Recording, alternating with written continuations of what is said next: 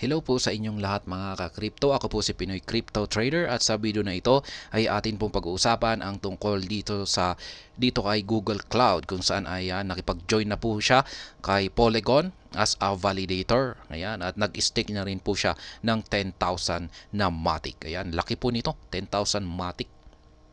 At ayan, bago po tayo magpatuloy, ay nais ko po munang bigyang linaw ang aking disclaimer kung saan ang nilalaman po ng video na ito ay hindi po ito isang financial advice. For education and information purposes lamang po ang layunin nito. Maliban po dito ay nais ko na rin pong magbigay babala na wala pong kahit anumang group chat ang Pinoy Crypto Trader. Ayan, Google Cloud has joined Polygon as a decentralized validator, reinforcing the security of the Himdal, Bohr, and Polygon POS users. Ayan, si Google Cloud.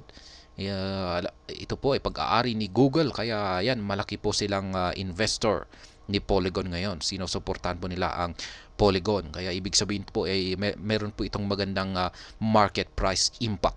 Yan, positive na impact po ito. Ayan, positive development para kay Polygon. Kaya, ayan, naging decentralized validator.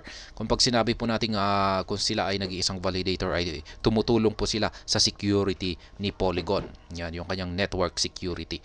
Yan, this collaboration reflects Google's cloud continued commitment to Web3 projects, collective security, and decentralization. Ayan, ginagawa raw po ito ni Google Cloud. Ayan, dahil sa kanilang patuloy na commitment sa mga Web3 projects. Ayan, Polygon's Matic price experienced a minor uptick. Ayan, nagdulot daw po yan ng minor lang naman na pag-angat sa market price ni Matic. Ayan. Kaya kahit papaano ay nagsasaya po yung mga nagho-hold ng Matic dyan, signaling a potential recovery from a recent downtrend. Ayan, posible daw pong umangat pa ito. Yan, Polygon Labs announced on Friday that Google Cloud has joined its ranks as a decentralized validator. Yan, Google Cloud's role as Polygon validator. Polygon described Google Cloud as a high-quality, trusted, security-minded validator. Siyempre naman, napaka-trusted nila kasi kilalang kilala po ang pangalan na yung kanilang brand na Google. As a validator, Google Cloud will verify transactions and enhance the security of Himdal, Bohr, and Polygon POS users. This addition will further help to bolster the network's credibility and drive adoption. Ayan, makakatulong po yan kasi nandyan po kasi yung brand ni Google at marami pong nagtitiwala kay Google. Yan, kaya talagang parang isa na rin po siya na parang mag-promote yan dito kay Polygon. Kaya maganda po ito. Google Cloud stakes 10k Matic. Yan po. Nag-stake po sila ng 10,000 na Matic.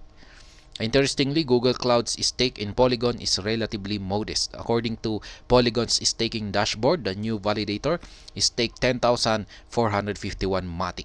Yan, equivalent po niyan ay $5,491 and earned 30.01 Matic, valued at $15.77 as of press time.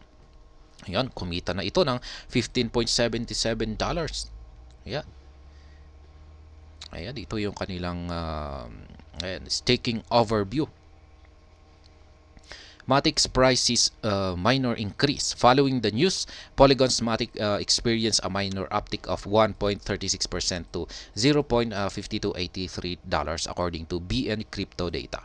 Ayan, umangat ng bahagya ang market price ni Matic dahil sa nang lumabas yung balita na ito na naging isang validator si Google Cloud. Yan po yung naging impact nito.